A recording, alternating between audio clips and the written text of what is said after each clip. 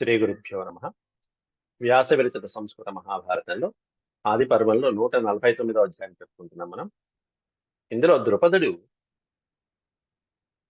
ద్రోణ సంహర్త అయినటువంటి పుత్రుణ్ణి కనటం కోసం అని చెప్పి దానిని యాజి ఉపయాజి అనే బ్రాహ్మణోత్తముల సహాయంతో ఆ కార్యం నెరవేరుతుందని సంకల్పించుకుని వారిని అర్థించడం జరుగుతున్నది. దాంట్లో చిన్నవాడైనటువంటి ఉపయాజి తిరస్కరించడం జరిగింది నిన్న. అలాగే ఫలాపేక్ష కలిగినటువంటి సోదరుడైనటువంటి యాజి దగ్గరికి వెళ్ళమని చెప్పడం, ప్రోత్సహించడం, అలాగే ఆ యాజి అనేటువంటి ఆ బ్రాహ్మణోత్తముడు ఎటువంటి వాడు అనేటువంటిది తమ్ముడు వివరించడం అనేటువంటిది నేటి పాఠంలో ప్రవచనంలో మనం చెప్పుకుందాం. ముందుగా ప్రార్థన చేసుకుందాం. ఓం శుక్లాంబరధరం విష్ణుం శశివర్ణం చతుర్భుజం ప్రసన్నవదనం ధ్యాయేత్ సర్వవిఘ్నోపశాంతయే. వ్యాసం వసిష్ఠనప్తారం శక్తేః పౌత్రమకల్మషం పరాశరాత్మజం వందే సుకతాతం తపోనిధిం. వ్యాసాయ విష్ణురూపాయ వ్యాసరూపాయ విష్ణవే నమో వై బ్రహ్మనిధయే వాసిష్ఠాయ నమో నమః. నారాయణం నమస్కృత్య నరం చైవ నరోత్తమం దేవీం సరస్వతీం వ్యాసం తతో జయముదీరయేత్. ద్రుపదుడు ద్రోణాచార్యుడి మీద పగ తీర్చుకోవడం కోసం అని చెప్పి, ద్రోణ సంహర్త అయినటువంటి వీరుడి కోసం అని చెప్పి, అటువంటి పుత్రుని కనటం కోసం అని చెప్పి గంగా ద్వారంలో తిరుగుతూ అక్కడ ఉత్తమమైనటువంటి బ్రాహ్మణులు కలుసుకొని దాంట్లో సోదరులైనటువంటి యాజి ఉపయాజి వారిని కలుసుకోవడం జరిగింది. అది నిన్న పాఠం చెప్పుకున్నాం. 15 శ్లోకాల వరకు ప్రవచించుకున్నాం నిన్న. నేడు ఉపయాజ ఉవాచ. ఉపయాజి ఎప్పుడైతే అడిగాడో ద్రుపదుడు తన కోరికను బయటపెట్టాడో ఉపయాజ ఓ మాట అన్నాడు. నాహం ఫలార్థి ద్రుపద యో అర్థి స్యాత్ తత్ర గమ్యతాం. నేను ఫలాన్ని అపేక్షించేటువంటి వాడిని కాదు. నువ్వు డబ్బులు ఇస్తాను, నాకు ఇలా చేసి పెడితే మీకు కోట్లాది రూపాయలు ఇస్తాను, ధనం ఇస్తాను, బంగారం ఇస్తాను, గోవులు ఇస్తానని చెప్పడం జరిగింది. కాబట్టి నేను ఫలాన్ని ఆక్షేపించి నేను ఏ కార్యక్రమాన్ని నేను చేయనయ్యా. కాబట్టి ఎవరైతే అలా ఆక్షేపిస్తారో, ఎవరైతే అలా అర్థిస్తారో, అంటే చేసినటువంటి కార్యక్రమానికి తగిన ప్రతిఫలాన్ని ఎవరైతే ఆశిస్తారో తత్ర గమ్యత, అక్కడికి వెళ్ళి నువ్వు యాచించు, వాళ్ళతో చేయించుకో ఈ పని అని చెప్పి ఉపయాజి పలికిన తర్వాత వెంటనే అక్కడి నుంచి ద్రుపదుడు వెళ్ళిపోకుండా చేసిన మంచి పని ఏంటంటే ఇంకో సంవత్సర కాలం పాటు అక్కడే ఉండి ఆయన సేవ చేస్తాడు. ఫలాపేక్ష లేకుండా ఉన్నా కూడా ఇంకా ఎక్కడికి వెళ్ళినా కూడా మార్గం దొరకట్లేదు, ఒకళ్ళని పట్టుకుని సేవిస్తే ఏమన్నా మార్గం దొరుకుతుందేమో అనుకున్నాడో మరేమో. ప్రత్యాఖ్యాతస్తు తేనైవం సవై సజ్జన సన్నిధౌ ఆరాధయిష్ట్యం ద్రుపదః సతం పర్యచరత్. తదా పర్యచరత్ అనే పదానికి అర్థం అక్కడ సేవ చేయడం. ఆరాధయిష్ట్యం, అక్కడే ఆరాధిస్తూ, ఆ గురువు గారిని ఆరాధిస్తూ, ఉపయాజిని ఆరాధిస్తూ, ప్రత్యాఖ్యాతస్తు తేనైవం, అతి ప్రసిద్ధిగాంచినటువంటి ఆ బ్రాహ్మణోత్తముడిని అక్కడే ఉంటూ సేవిస్తూ ద్రుపద మహారాజు సంవత్సర కాలం పాటు ఆరాధిస్తూ ఉంటే ఆ సేవకి మెచ్చుకుని అప్పుడు ఉపయాజి సలహా ఇస్తున్నాడు. తత సంవత్సరస్యాంతే, ఒక సంవత్సర కాలం పాటు గడిచిపోయిన తర్వాత అంతే చివరలో ద్రుపదం ద్విజసత్తమః ఉపయాజో బ్రవీద్వాక్యం కాలే మధురయా గిరా. అలా బ్రాహ్మణోత్తముడైనటువంటి ఉపయాజికి సంవత్సర కాలం పాటు ద్రుపదుడు సేవ చేసిన తర్వాత ద్రుపదుడితో బ్రాహ్మణోత్తముడైనటువంటి ఉపయాజి అబ్రవీత్ వాక్యం కాలే మధురయా గిర. గిర అనే పదానికి అర్థం వాక్కులు అని అర్థం. గిరి అంటే పర్వతమని, వాక్కు అని అర్థం. గిరులు, గిరయ, మధురయా గిరయ స్త్రీలింగం. అంటే మధురమైనటువంటి వాక్కులతో సకాలంలో అబ్రవీత్ వాక్యం, ఈ విధంగా సమాధానం చెప్తున్నాడు. ఏమిటి అంటే, జ్యేష్ఠో భ్రాత నమేత్యాక్షీత్ విచరన్ విజనేవనే. నాకు ఒక జ్యేష్ఠ భ్రాత ఉన్నాడు, పెద్దన్నయ్య ఒకడు ఉన్నాడు, మా అన్నయ్య జ్యేష్ఠో భ్రాత. అయితే నాలాగా అతడు ఏమి ఫలాన్ని ఆక్షేపించినటువంటి వాడు కాదు, ఫలాన్ని ఆక్షేపించేటువంటి వాడు. అట్లాంటి ఒక సంఘటన జరిగినటువంటి సంఘటన ఇక్కడ చెప్పబోతున్నాడు. విచరన్ వనే, ఒకసారి ఎప్పుడు మేమిద్దరం కలిసి ఒకసారి వనంలో వెళ్తూ ఉంటే, చరిస్తూ ఉండగా, అపరిజ్ఞాత శౌచాయాం భూమౌ నిపతితం ఫలం, భూమౌ నిపతితం ఫలం, పైన చెట్టుపై నుంచి కింద పడినటువంటి ఒక పండుని, నిపతితం ఫలం, కింద పడినటువంటి పండుని, అపరిజ్ఞాత శౌచాయాం, అది బాగుందా లేదా అనేది కూడా, శుద్ధమైందా కాదా అనేది కూడా చూసుకోకుండా, శౌచము అంటే శుభ్రమైనదా కాదా చూసుకోవడం, అపరిశుభ్రమా శుభ్రమా అనేది చెక్ చేసుకోవడం అనేది శౌచం అంటారు. అపరిజ్ఞాత శౌచాయం అంటే బాగుందా లేదా, కుళ్ళిపోయిందా, మట్టిలో పడిందా, ఇంకో బురదలో పడిందా, ఎక్కడ పడింది అనేటువంటి శుభ్రమైందా కాదా అనేది చూసుకోకుండా కూడా వెంటనే దాన్ని తినేశాడు ఆ పండుని. వాడి మనస్తత్వం అట్లా. తదపశ్యమహం, అట్లాంటి ఆ సన్నివేశాన్ని చూసినటువంటి నా మనసు కలత చెందింది, వీడి బుద్ధి ఇట్లా ఉందా.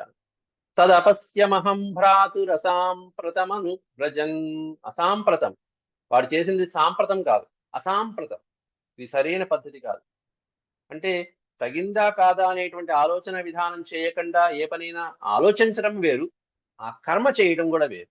అలాంటి పనులు చేశాడు, పైగా ఇట్లాంటి వాడు నా సోదరుడు ఇట్లా చేశాడే అని మనసులో ముద్రపడిపోయింది పెద్దన్నయ్య మీద ఒక భావన. విమర్శం హి ఫలాదానే నాయం కుర్యాత్ కథంచన, విమర్శం హి ఫలాదానే, అలా ఫలం తీసుకోవడంలోనే విమర్శించడం కూడా జరిగింది. విమర్శించకుండానే నేను నా పనులు నేను చేసుకుంటున్నాను. నా అయం ఫలాదానే విమర్శ, నేనేమి పెద్దగా అతన్ని విమర్శించకుండా కుర్యాత్ కథంచ, ఎలాగో అలా నా పనులు నేను చేసుకుంటూ వచ్చేస్తున్నాను. అంతేకాకుండా నాపశ్యత్ ఫలం దృష్ట్వా దోషాంస్తస్యానుబంధికాన్, నా అపశ్యత్ ఫలం దృష్ట్వా, నేను మాత్రం ఎటువంటి ఫలాన్ని ఆక్షేపించకుండా, ఎటువంటి ప్రతిఫలాపేక్షను ఆశించకుండా నా కర్మ నేను చేసుకుంటూ వెళ్ళిపోతున్నాను. కానీ అతనిలో మాత్రం చాలా దోషాలని అలాంటి దోషాలని నేను చాలా చూశాను. తస్యాం దోషానుబంధికాన్, అనేకమైనటువంటి దోషాలు ఈ విధంగా చేయటం అనేటువంటిది నేను చూశాను. వివినక్తిన శౌచార్థి సో అన్యత్రాపి కథం భవేత్, ఇంకో సన్నివేశం కూడా ఒకటి జరిగింది చెప్తున్నాడు అక్కడ. అన్యత్రాపి, వేరే చోట కూడా, సంహితాధ్యయనస్యాంతే పంచయజ్ఞాని రూప్య చ భైక్ష్యముంచేన సహితం భుంజానస్తు తథా తదా. ఇప్పుడు సంహిత అధ్యయనస్య అంతే, వేదాధ్యయనం గురువు గారి దగ్గర చదువుకునేటువంటి రోజుల్లో కూడా మేము శిష్యులందరం కలిసి గురువు గారి దగ్గర అక్కడే అందరూ కలిసి భోజనం చేస్తూ ఉంటాం. భోజనం చేస్తూ ఉన్నప్పుడు వీడు ఏం చేసేవాడు, ఓ పక్కన అంత పంచయజ్ఞం చేస్తూ కూడా, సంధ్యావందనాలు, అగ్ని కార్యాలు, అన్ని యజ్ఞాలు, అన్ని పనులు కార్యక్రమాలు చేస్తూ కూడా వాడు ఎటువంటి ధర్మాలు, ఎటువంటి నీతితో జీవించాలో అలా జీవించేవాడు కాదు. భోజన విషయంలో, తిండి విషయంలో కానీ ఇట్లాంటి విషయాల్లో భైక్ష్యముంచేన సహితం, భైక్ష్యం ఉంచేన, ఉంచేన అనే పదానికి అర్థం ఏంటంటే ఎంగిలి తింటాన్ని ఉంచము అంటారు. భైక్ష్యము అంటే ఆహారం తింటాము, ఉంచము అనే పదానికి అర్థం ఎంగిలి తింటాం. పక్కవాడి ఎంగిలి పదార్థాలు కూడా తీసుకోవడం, పక్కవాడు వదిలేసిన పదార్థాలు ఇంకా చెప్పాలని, వాడు ఏదైనా పదార్థం వదిలేసి వెళ్తే ఆ పదార్థం కూడా వీడు రుచి చూడటం చేస్తూ ఉండేవాడు. భైక్ష్యముంచేన సహితం భుంజానస్తు తదా తదా, తదా తదా అనే పదానికి అర్థం ఏంటంటే అప్పుడప్పుడు, తదా తదా అని. ఇలా ఒకసారి కాదు, రెండుసార్లు కాదు, అప్పుడప్పుడు జరుగుతూ ఉంటాం. శిష్యులతో పాటు కలిసి భోజనం చేస్తూ ఉన్నప్పుడు, అందరితో కలిసి సహితం భుంజాన, వాళ్ళతో కలిసి భోజనం చేస్తున్నప్పుడు వాళ్ళు వదిలేసిన పదార్థాలు, లేకపోతే వాడు ఎంగిలి చేసిన పదార్థాలను వీడు చక్కగా తీసుకుని తింటూ ఉండేవాడు.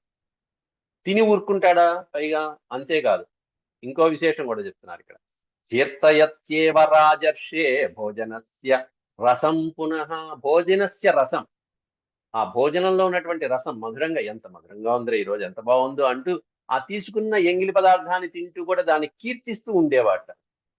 ఆ పదార్థం యొక్క కీర్తన, వాడు చేసిన పనే వెదవ పని. ఎంగిలి తింటం అనేటువంటిది, ఉంచ వైక్ష్యం అనేటువంటిది చాలా అప్రధానత సంబంధించినట్టు. పైగా దాన్ని కీర్తించడం, ఇది చాలా బాగుంది, ఈరోజు ఎంత బాగుందో, ఇది మధురంగా ఉందని చెప్పి ఎంగిలి పదార్థాన్ని కీర్తించడం అనేటువంటిది కూడా ఎంత అసహ్యమైనటువంటి, జుగుప్సాకరమైనటువంటి విషయాలని చేసేటువంటి వాడు. అంటే మనకిది కానటువంటి వస్తువుని లోభంతో పక్కవారిది కూడా తినటం అనేటువంటి ఆ లక్షణం ఏదైతే ఉందో, తనది కాను తన ఫలం కాదు, పక్కవాడి ఫలం. ఆ పక్కవాడి ఫలాన్ని కూడా అనుభవించేటువంటి లోభగుణం అనేటువంటిది నా అన్నయ్యలో నాకు మొదటి నుంచి కనిపించినటువంటి ఆ గుణం అనేటువంటిది వ్యక్తపరుస్తున్నాడు ఇక్కడ. ఇక్కడ అన్నయ్యని తిట్టడం అనేటువంటిది ఇక్కడ సోదరుడి యొక్క ఉద్దేశం కాదు. కానీ అతనికి ఉన్నటువంటి గుణాలను చెప్తున్నాడు. ఇట్లాంటి గుణాలు కలిగింది. నాకు ఫలాపేక్ష లేదు కాబట్టి నువ్వు కోట్లాది రూపాయలు ఇస్తానన్నా నేను చేయనన్నానయ్యా. కానీ వాడికి ఆ గుణం ఉంది. వాడికి ఆ ఫలాపేక్ష ఉంది. నువ్వు ఇస్తానన్న డబ్బులు వాడికిస్తే బహుశా ఈ కార్యం వాడు చేయొచ్చు. ఎందుకంటే మేమిద్దరం ఒకే చోట చదువుకున్నాం. కాబట్టి నేను ఎంత శ్రద్ధగాను ఈ యజ్ఞాన్ని, ఈ కార్యక్రమాన్ని నిర్వహించగలను, అంతే శ్రద్ధగా నా సోదరుడు కూడా చేయగలడు కాబట్టి నేను చెప్తున్నానంటూ సంవత్సరం సేవ చేసిన ద్రుపదుడికి చెప్తున్నాడు ఉపయాజి. ఎందుకంటే ద్రుపదుడి యొక్క అంతరంగం తెలుసు. నాకు అలాంటి వీరుడైనటువంటి కుమారుడు కావాలి. మరి అట్లాంటి కుమారుడు కావాలంటే తన సోదరుడు ఈ పని చేయగలడని చెప్పి తెలుసుకున్నటువంటి ఈ ఉపయాజి ద్రుపదుడికి సరైన సలహా ఇవ్వబోతున్నాడు. సంహితాధ్యయనం కుర్వన్వేవ గురుకులే వసన్ భైక్ష్యముచ్ఛిష్టమన్వేషాం భుంక్తే స్మ సతతం తదా. అలా గురుకులంలో వసిస్తున్నటువంటి సందర్భంలో భైక్ష్యముచ్ఛిష్టం, ఉచ్ఛిష్టం భైక్ష్యము, ఉంచేన భైక్ష్యం. ఇక్కడేమైనా ఉంచవృత్తితో భైక్ష్యం అంటేనేమన్నా అడుక్కుని వచ్చినటువంటి భిక్షాటంలో కూడా కీర్తించడం అనేటువంటిది ఒకటైతే, ఇక్కడ భైక్ష్యం ఉచ్ఛిష్టం, ఉమ్మేసిన పదార్థాలు, వదిలేసిన పదార్థాలు తింటూ కూడా దాంట్లో కూడా కీర్తయన్ గుణం అన్నానాం అధప్రీతో ముహుర్ముహు. మాటి మాటికి ఆ ఎంగిలన్నాన్ని, భిక్షేతుకు తీసుకొచ్చినటువంటి పదార్థాన్ని, వదిలేసిన పదార్థాన్ని కూడా కీర్తిస్తూ ఆ రసాన్ని, దాంట్లో ఉన్నటువంటి రసాన్ని ఆస్వాదిస్తూ ఉంటాడు మా అన్నయ్య. అంత లేకిగా ఉంటాడు మా అన్నయ్య అన్నట్టుగా చెప్తున్నాడు. అంటే లోభంతో తనకి కాని దాన్ని తాను చేజిక్చుకునేటువంటి దాంట్లో కూడా రసాన్ని ఆస్వాదించేటువంటి గుణం మా అన్నయ్యది. ఇదంతా ఎందుకు చెప్తున్నానంటేనయ్యా ద్రుపద, ఏవం ఫలార్దినస్తన్మాన్ మే తన్మాన్ మన్యే అహం. నేను ఆ విధంగా భావిస్తున్నాను మా అన్నయ్యని. ఏమనంటే ఫలార్థిన, మా అన్నయ్య ఫలాన్ని ఆకాంక్షించేటువంటి వాడు. ఏవం ఫలార్దిన సన్మామన్ మన్యేహం తర్కచక్షుష. ఆలోచించి చూస్తే ఫలాక్షేప కలిగినటువంటి వాడైనటువంటి మా అన్నయ్య దగ్గరికి నువ్వు వెళ్ళటం మంచిదని నాకు అనిపిస్తుంది. కాబట్టి తం వై గచ్చేహ నృపతే త్వాం సంయాజయిష్యసి. సంయాజము యజ్ఞం చేయించడం. సంయాజయిష్యతి, నువ్వు ఆ యాజుడి దగ్గరికి వెళ్తే, మా అన్నయ్య అయినటువంటి యాజుడి దగ్గరికి వెళ్తే నీకు ఈ యజ్ఞ కార్యాన్ని నిర్వహింప చేయగలిగినటువంటి వాడవుతాడు. నువ్వు అక్కడికి వెళ్తే కనుక ఈ ధనం కూడా ఇస్తానని చెప్తే వాడు చేస్తాడు. వైశంపాయన ఉవాచ. ఉపయాజి ఈ విధంగా చెప్పేటప్పటికీ ఆ లక్షణాలన్నీ విని ద్రుపదుడికి వెళ్ళబుద్ధి కాదు అసలు. కానీ కార్యం నిర్వహించడం కోసం బయలుదేరుతున్నాడు అని చెప్తున్నాడు వ్యాస భగవానుడు ఇక్కడ. ఉపయాజ వచశ్రుత్వ యాజస్య ఆశ్రమం అభ్యగాత్ అంటే వెళ్ళటం. యాజుడు అనేటువంటి ఆ బ్రాహ్మణోత్తముడు ఎక్కడ ఉన్నాడో ఆ ఆశ్రమానికి వెళ్ళటానికి బయలుదేరాడు. ఉపయాజి చెప్పినటువంటి వచనాలు విన్న తర్వాత ఎట్లా అంటే జుగుప్సమానో నృపతి. ఆ చెప్పినటువంటి అంశాలకి ద్రుపదుడు జుగుప్స ఉందాడు. ఒకసారి ఒళ్ళు కంపరం పుట్టేసింది. జుగుప్స అంటే జుగుప్సమానో నృపతి మనసేదం విచింతయన్. మనసులో ఆలోచించుకుంటూ ఇట్లాంటి వాడి దగ్గరికి నేను వెళ్ళేది. కానీ ఏం చేస్తాం, కార్యం జరగాలి. భృశం సంపూజ్య పూజార్హం ఋషిం యాజమువాచ. తన కార్యం నెరవేర్చుకోవడం కోసం అట్లాంటి ఫలార్థి అయినటువంటి యాజమహర్షి దగ్గరికి వెళ్ళి, ఆశ్రమానికి వెళ్ళి యాజుణ్ణి కలుసుకొని భృశం సంపూజ్య, భృశం అంటే మిక్కిలి అని అర్థం, చక్కగా పూజించి, ఏ విధంగా రాజు అర్చించాలో ఆ రాజు మహర్షి ఆ విధంగా సేవించి పూజించి, పూజార్హం ఋషిం యాజమువాచ. పూజార్హం ఋషిం అంటే పూజకి అర్హత కలిగినటువంటి ఆ మహర్షిని పూజించదగినట్టుగా పూజించి యాజం ఉవాచ, యాజుడితో అంటున్నాడు. ఏమని? ద్రుపదుడు చెప్తున్నటువంటి మాట.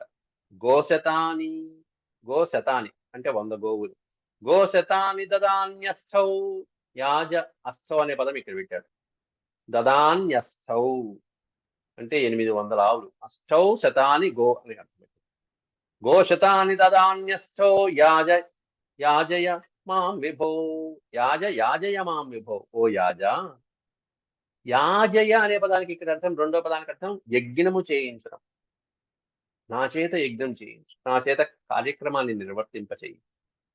శతాని అస్థౌ అనే పదానికి ఇక్కడ అర్థం 108 ఆవులు అని అర్థం. 800 ఆవులు అని కూడా చెప్పుకోవచ్చు. 108 ఆవులు ఇస్తాను. ద్రోణ వైరాంతరే తప్తం విషణ్ణం శరణాగతం బ్రహ్మబంధు ప్రణిహితం నక్షత్రం క్షత్రియోజయేత్. ఈ యాగం దేనికోసమయ్యా అంటావా? ద్రోణ వైరాంతరే తప్తం, ద్రోణుడి యొక్క శత్రుత్వంతో తపించిపోతున్నటువంటి నా హృదయానికి విషణ్ణం శరణాగతం, శరణు కోరి వచ్చినటువంటి నన్ను శాంతింపజేయడానికి, ఆ ద్రోణ సంహారం కోసం ఒక పుత్రుణ్ణి జనింపచేయడం కోసం అని చెప్పి యాజయ మాం విభో అన్నాడు. ఇక్కడ నా చేత యజ్ఞం చేయించవయ్యా యాజా అంటూ బ్రహ్మబంధు ప్రణిహితం నక్షత్రం క్షత్రియోజయేత్. బ్రహ్మబంధు ప్రణిహితం, బ్రహ్మబంధు అనే పదానికి అర్థం బ్రాహ్మణోత్తముడు అని అర్థం. అంటే బ్రహ్మ తేజస్సుతో పుట్టినటువంటి ఆ ద్రోణాచార్యుణ్ణి సంహరించడం కోసం ఏ క్షత్రియ బలము సరిపోవట్లేదు. నక్షత్రం క్షత్రియోజయేత్, క్షత్రియ బలం సరిపోవట్లేనటువంటి అద్భుతమైనటువంటి బ్రాహ్మణ తేజస్సు ఆయన దగ్గర ఉంది. తస్మాత్ ద్రోణ భయార్థం మాం భవాం త్రాతుమర్హతి. త్రాతుమర్హతి అనే పదానికి అర్థం రక్షించడానికి నీవే తగిన వాడవయ్యా, అందువల్ల నిన్ను శరణు పెడుతున్నాను. తస్మాత్ ద్రోణ భయార్థం మాం, అందువలన ద్రోణుడి యొక్క భయంతో ఆర్తితో ఉన్నటువంటి వాడిని భయార్థుడు అంటారు. భయమునందు ఆర్తి, భయార్థుడు.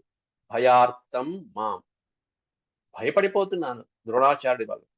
తస్మాత్ ద్రోణ భయార్థం మాం భవాన్ త్రాతుమర్హతి. ద్రోణ భయం నుండి నన్ను రక్షించవయ్యా యాజా. ఏన మే కర్మణా బ్రహ్మన్ పుత్రః స్యాద్రోణమృత్యవే. ఎట్లాంటి యాగం చేయించాలంటే ఇక్కడ చెప్తున్నాను ఒకే ఒక పదంలో.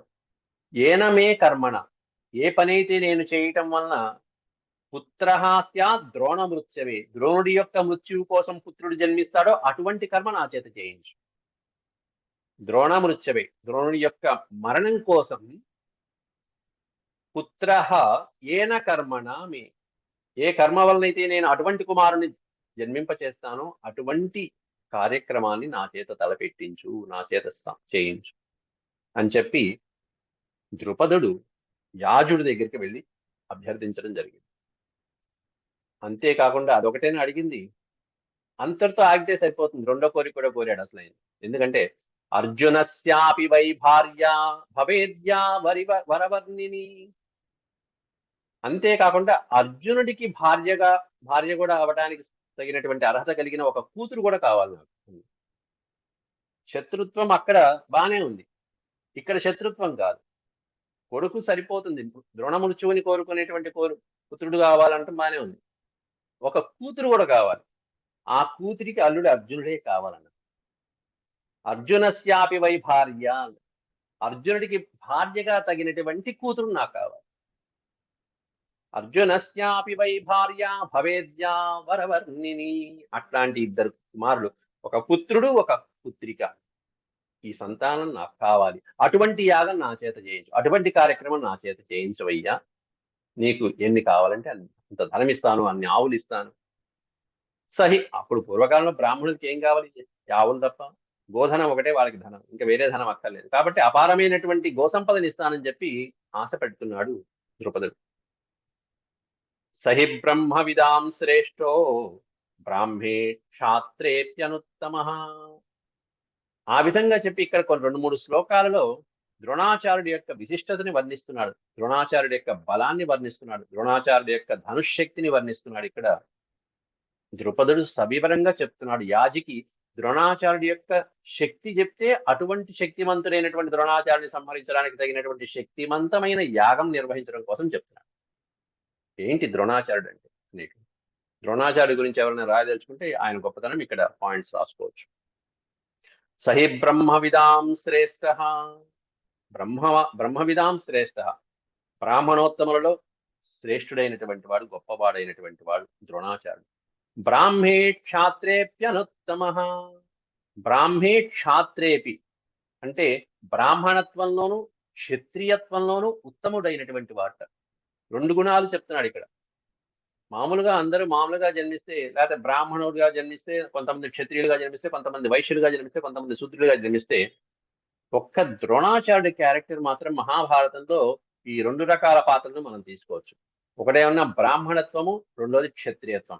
ఈ 2 ద్రోణాచార్యులో కనిపిస్తూ ఉంటే మహాభారతం. బ్రాహ్మే క్షాత్రేపి అనుత్తమ, ఉత్తముడైనటువంటి వాడు. అయితే ఒక్కొక్కళ్ళు బ్రాహ్మణుల్లో శ్రేష్ఠులు ఉంటారు, ఒక్కొక్కళ్ళు క్షత్రియుల్లో శ్రేష్ఠులు ఉంటారు. రెండిట్లో శ్రేష్టమైనటువంటి వాడు ఎవరి అంటే ద్రోణాచార్యుడు. తతో ద్రోణస్తు మా జైషీ, మా ప్లస్ అజైషీ. అజైషి అనే పదానికి అర్థం జయించలేకపోవటం. అందువలన ద్రోణాచార్యుని మేము జయించలేకపోతున్నామయ్యా. తతో ద్రోణస్తు మా జైషి సఖి విగ్రహ కారణాత్. ఎందుకు వచ్చింది ఈ వైరం అంటే సఖి విగ్రహ కారణాత్. సఖ్యంగా ఉన్నాము, ఆ సఖ్యంగా ఉన్నప్పుడు నేను విగ్రహం పెట్టుకున్నాను అతనితో, కలహం పెట్టుకున్నాను అతనితో, దూషించాను, అవమానించాను. అందువల్ల వచ్చినటువంటి ఆ వైరంతో అతడు ద్రోణాచార్యుడు ఈ విధంగా నన్ను అవమానం చేశాడు, రణరంగంలో ఓడించాడు. క్షత్రియో నాస్తి తుల్యో అస్య పృథివ్యాం కశ్చిదగ్రణి.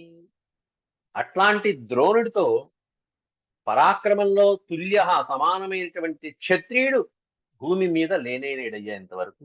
పృథివ్యాం అన్నాడు ఇక్కడ. పృథివ్యాం అంటే భూమి మీద. నాస్తి క్షత్రియో తుల్య, సమానమైనటువంటి పరాక్రమం కలిగినటువంటి క్షత్రియుడు లేనేలేడు. ద్రోణాచార్యుని పడగొట్టగలిగినటువంటి క్షత్రియుడు లేనేలేడు. నిజంగానే అన్నమాట.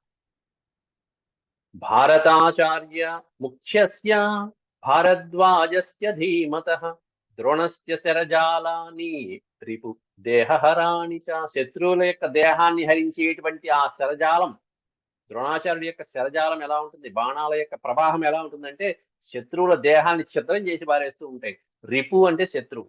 రిపు దేహ హరాణి చ. హరించడం, హరించడం అంటే అపహరించడము, దొంగిలించడం. శత్రువుల యొక్క దేహాన్ని హరించగలిగినటువంటి శరజాల ప్రవాహం కలిగినటువంటి ఆ ద్రోణాచార్యుడు నిజంగా ఎట్లాంటి వాడు.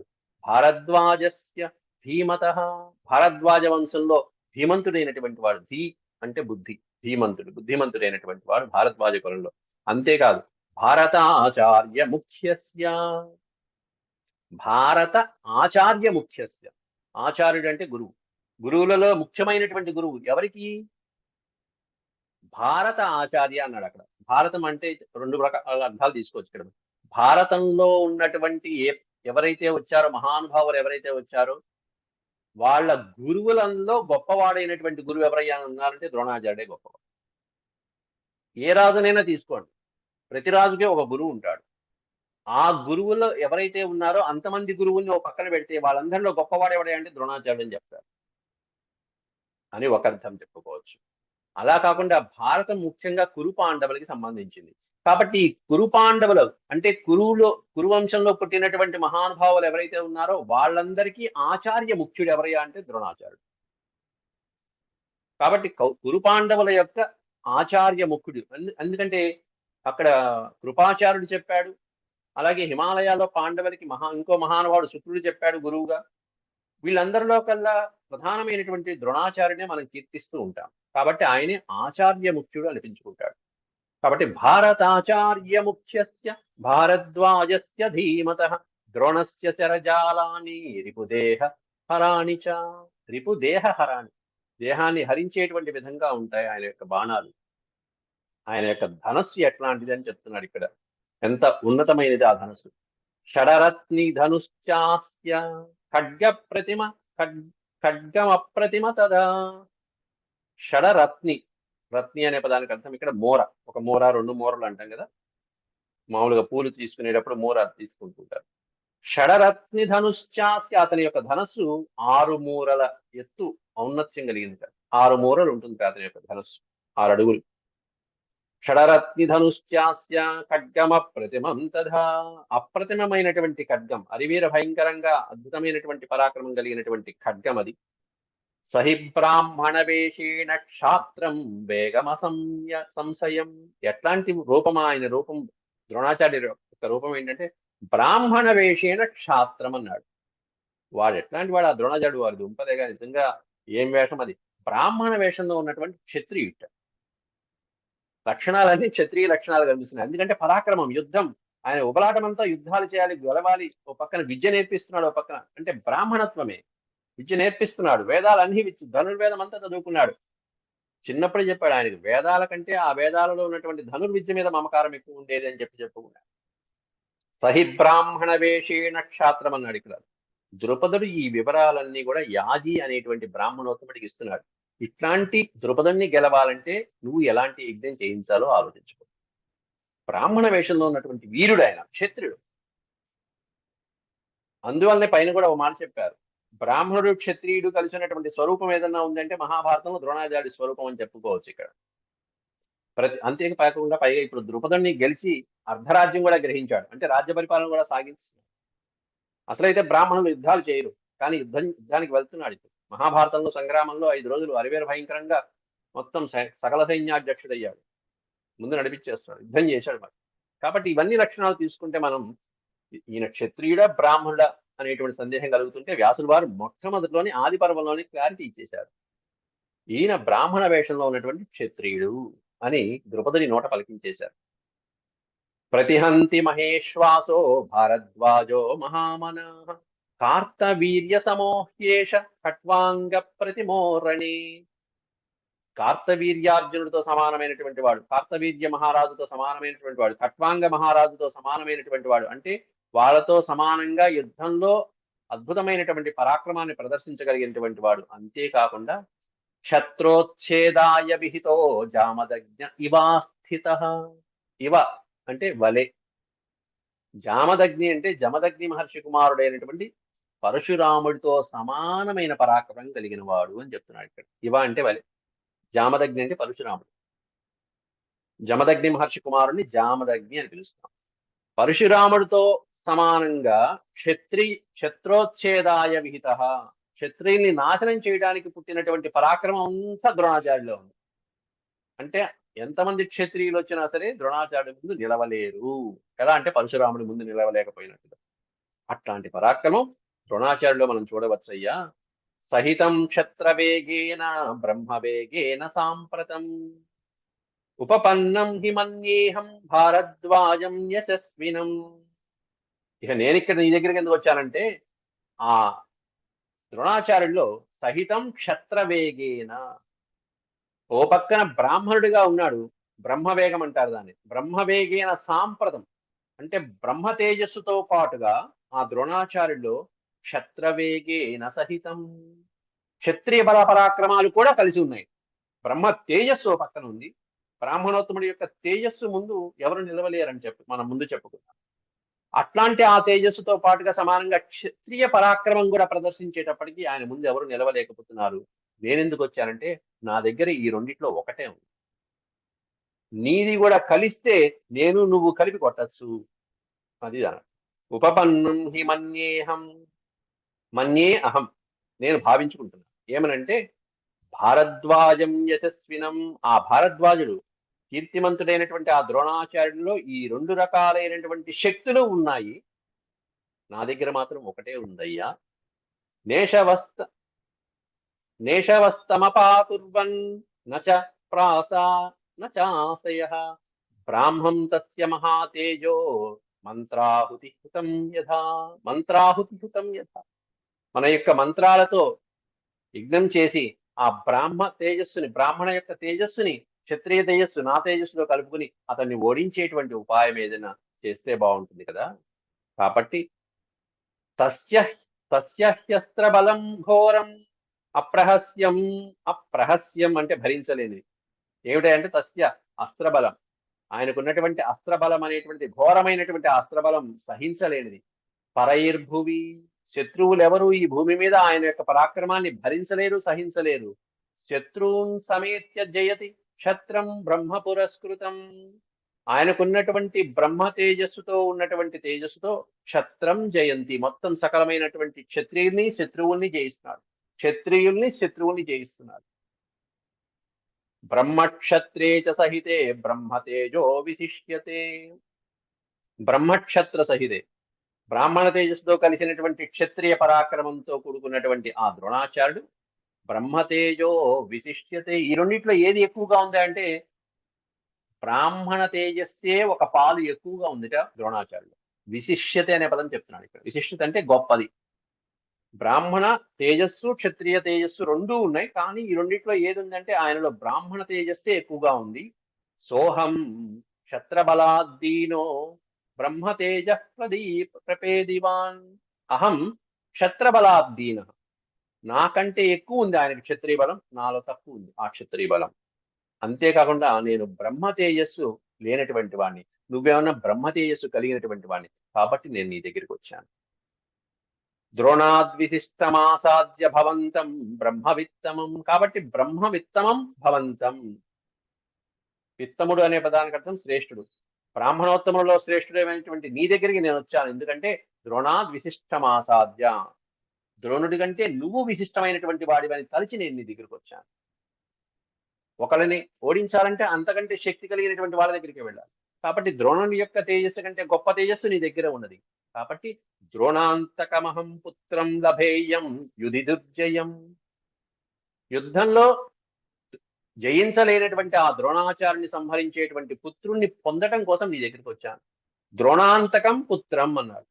ద్రోణుడి యొక్క అంతం చూసేటువంటి పుత్రుడు లభేయం పొందడం కోసం, యుద్ధంలో అతన్ని ఓడించి ద్రోణాచార్యుని సంహరించేటువంటి పుత్రుని పొందడం కోసం నీ దగ్గరికి వచ్చాను.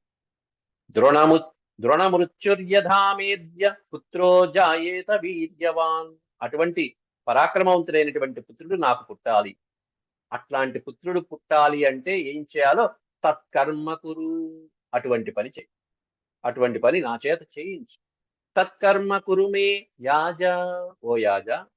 నిర్వపాం యద్భుతం గవాం. గవాం అంటే గోవులు.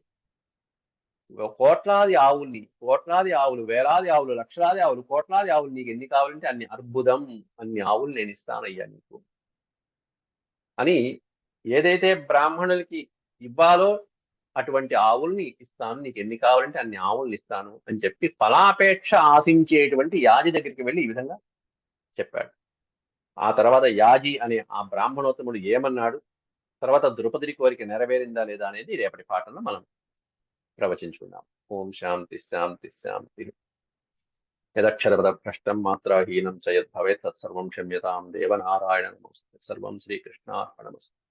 ఓం నమో భగవతే వాసుదేవాయ.